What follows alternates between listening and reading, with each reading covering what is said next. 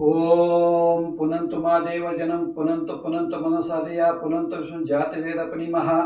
ओम पवित्रम निर्मल शुद्धम लज्ज लक्षण पर सीतावसुरं सुवस्त्रम धारयामि ओम प्रत्युत्तरदेवं पवित्रं पवित्रं कुर्चासनम ओम गंगे च यमुने चैव गोदावरी सरस्वती नर्मदा चिंत कावेरी जनस्मिन् सन्निधिं कुरुम् ओम ओम ओम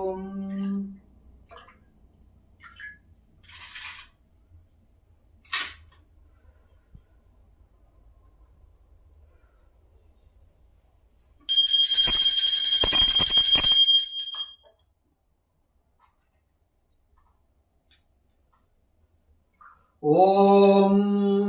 ओम अपसत्पांत ये भूत विघ्नकर्तर सेन सन्तु शिवाग्नेया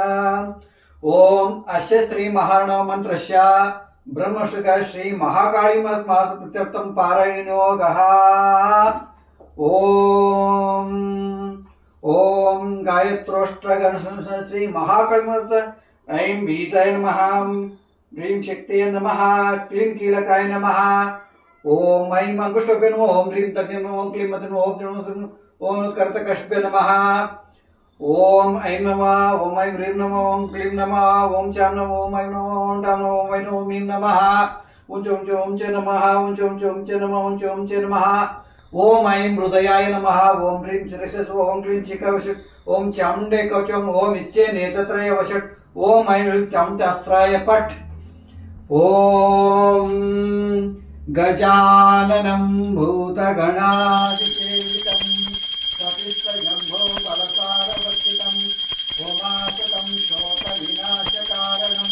नमामि विघ्नेश्वरपादपङ्कजम् ॐ ब्रह्मानन्दं परमसुखदं केवलज्ञानमूर्तिं द्वन्द्वातीतं गगनसदृशं तत्त्वमस्यादिलक्ष्यम्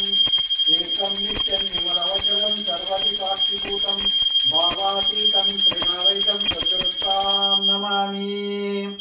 ओम आस्मकं साधनं समस्तमङ्गलप्राप्त्यर्थं नवग्रहदोषपीडपरिहार्थं शत्रुदपुण्यपुरुषार्थं सिद्धार्थं च श्री महाकाली महालक्ष्मी महादेवता प्रत्यर्थं पारायणयोगः ओम ओम आं स्वाम ओम आं स्वाम ओम आं स्वाम ओम ह्रीं चंडिकाय नमः श्री महाकाली मग्मास आवायामि आवेदन्तु स्थापयामि स्थापन सन्निधवन्तु अपण्ट व्याप्तवन्तु हृदोभवन्तु ओम गंगा सरस्वती कारणं ओम तत्व शुद्धोदकं स्नापयामि पूजयामि प्रभुन्दुकञ्च काम भस्मिक ओम ह्रीं चंडिकाय नमः ओम ह्रीं चंडिक भस्मं धारयामि कुंभर्तं कुंकुमं धारयामि ओम अक्षान् समर्पयामि ओम सुगन्धि नानाविध पत्र पुष्पाणि समर्पयामि ओम धूपं दीपं समर्पयामि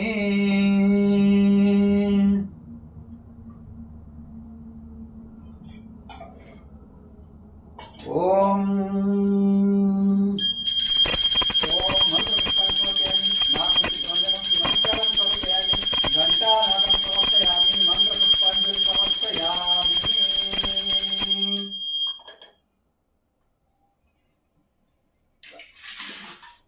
ತಾಯಿ ಜಗದಂಬ, ನನ್ನಿಂದ ಅಗಲ ಸಾವಿರಾರು ತಪ್ಪುಗಳು ಮಾಡಲ್ಪಡ್ತವೆ. ನಾನು ದಾಸಮಿತವೆಲ್ಲ ಕ್ಷಮಿಸು.